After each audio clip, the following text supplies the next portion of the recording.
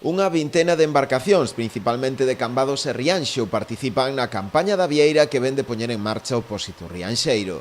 Tras unha primeira denegación por estar fora do prazo, a confraría obtivo finalmente a autorización da Consellería do Mar para a extracción e comercialización do recurso, que ata o de agora explotaba en exclusivo o Pósito Cambadés.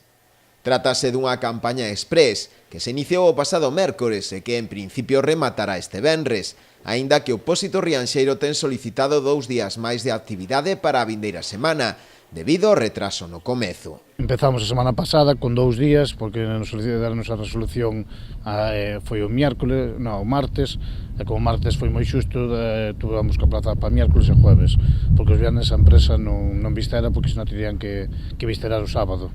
E agora sí, queda esta semana toda, e o que vamos a intentar facer estes días, que xa estábamos en contacto ca empresa, é solicitar os 2 días que perdemos, porque estaban solicitados tanto viernes como o primer martes, que nos deron a resolución tarde, solicitalos para a semana que ven, pero vamos a solicitar miércoles e jueves, porque o martes, ao ser festivo, queremos empezar eses 2 días, que son os que nos quedarían. Cada xornada os profesionais poderán extraer un total de 1.200 kilos de vieira.